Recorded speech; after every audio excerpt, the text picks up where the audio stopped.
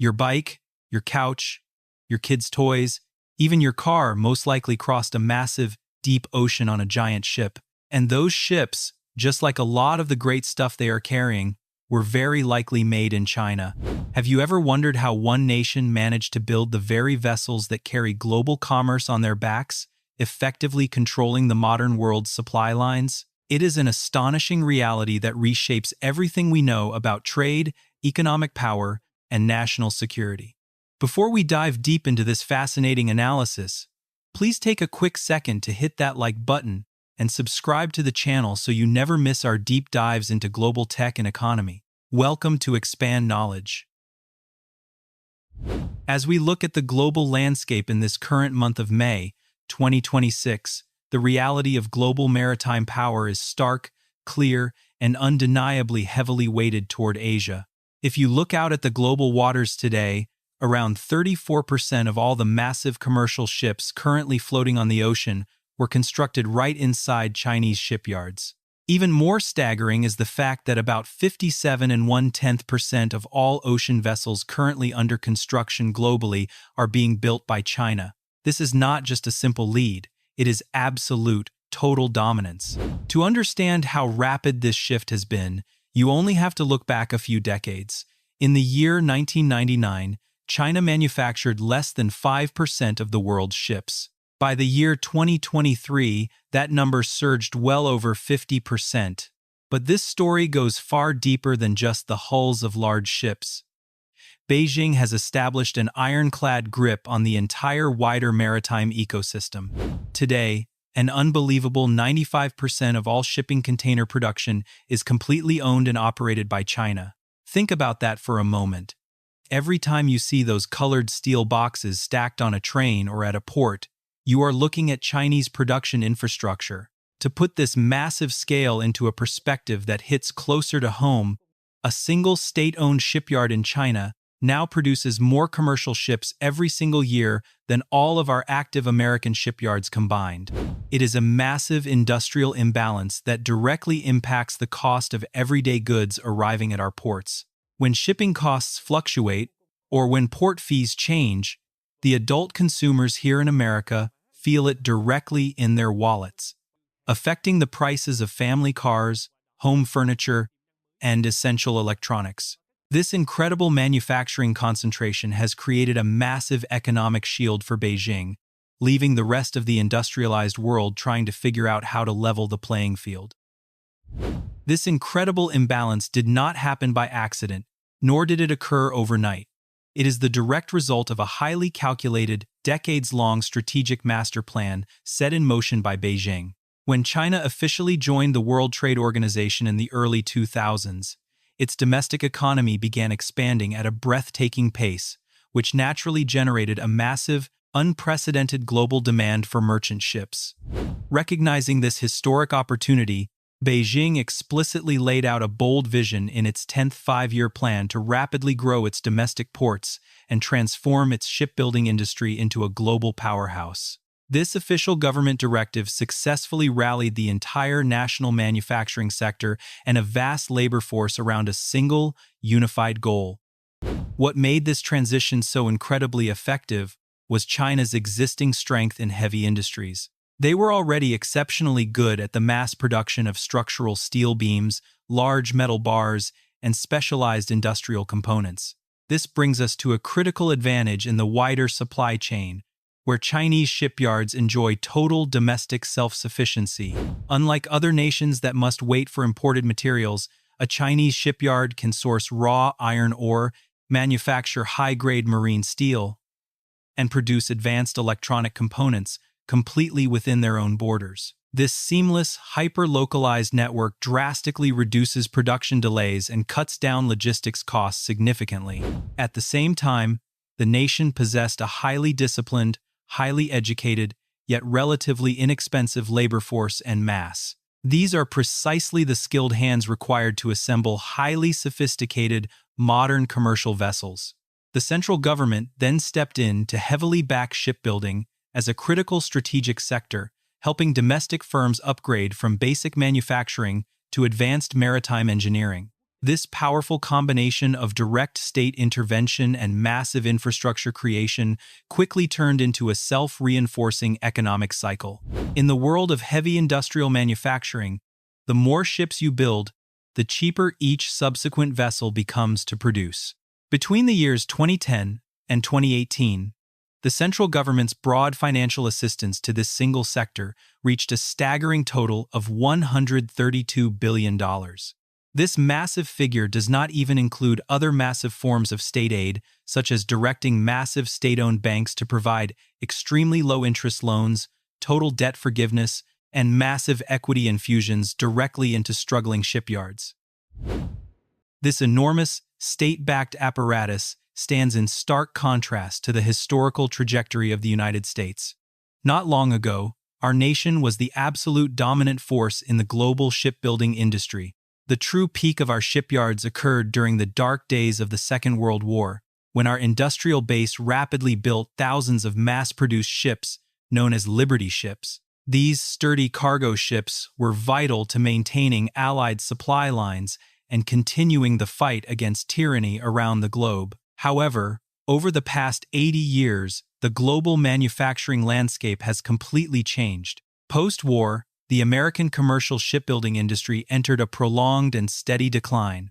By the 1970s, Japan held the global leadership, followed by South Korea in the 1980s, and finally China in the early 2000s. Today, we, like most developed Western industrial nations, have evolved into a predominantly service-based economy. Domestic heavy manufacturing now accounts for only 8% of total employment. This long-term transition has disrupted the domestic supply chain for marine materials. While China is entirely self-sufficient in domestic sourcing, our shipyards in Virginia, San Diego, California, and Alabama face a fragmented network, often requiring months-long waits for specialized components and imported materials, significantly increasing production time and costs.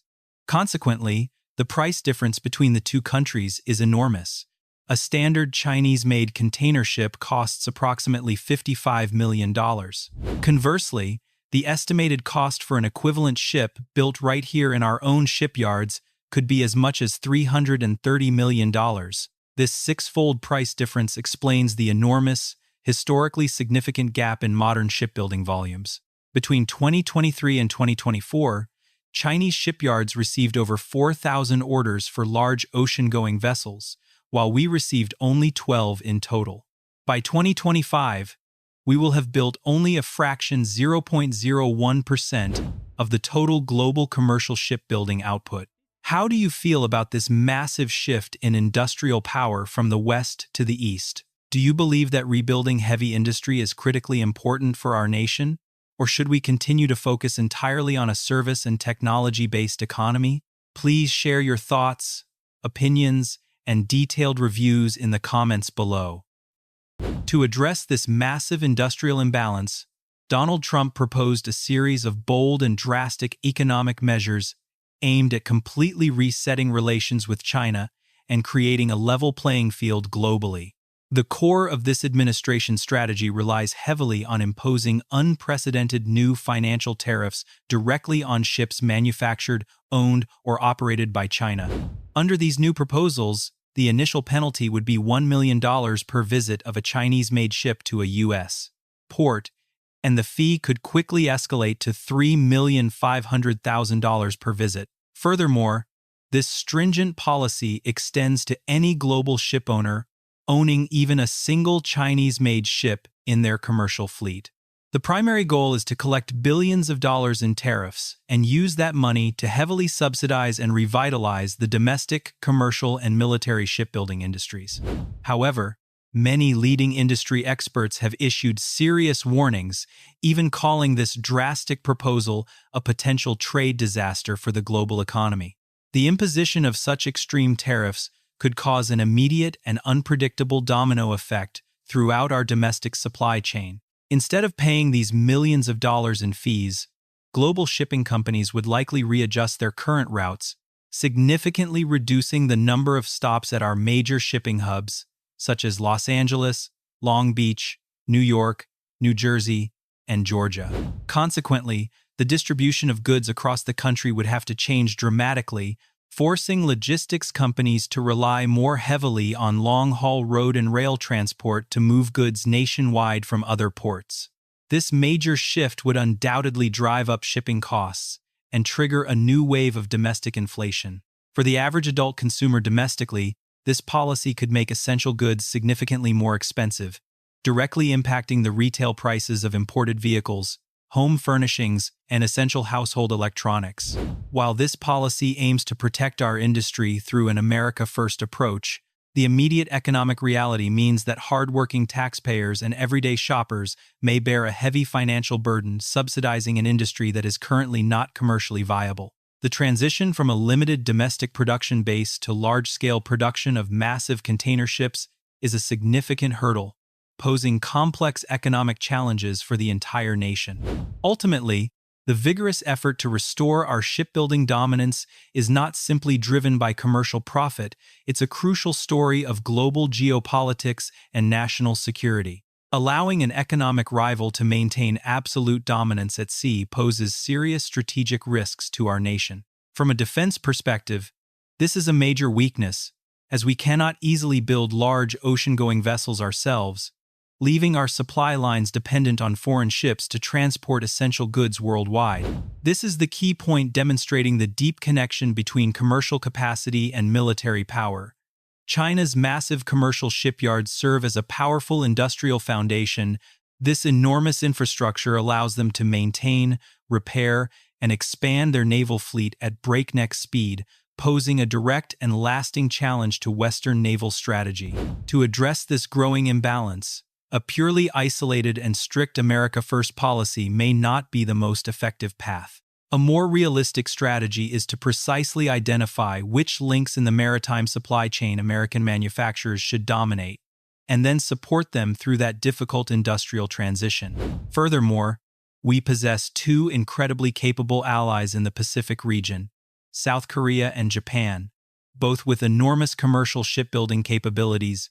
By increasing technology sharing and forming strategic manufacturing partnerships with these allies, we can secure successful global trade routes without placing the entire financial burden on American taxpayers. This broader geopolitical strategy aims to reshape how the Western world protects its vital maritime resources in the coming century. As we conclude this in-depth analysis, we'd like to hear your perspective on this crucial global issue. Do you believe that relying on international allies like Japan and South Korea is the best way to balance maritime power? Or should we build everything within our own borders? How do you think these massive tariffs will affect global trade dynamics in the coming years? Please share your valuable thoughts, insights, and opinions in the comments below. And finally, don't forget to like and subscribe to the channel for more exciting videos. Thank you for watching, and we'll see you in the next analysis.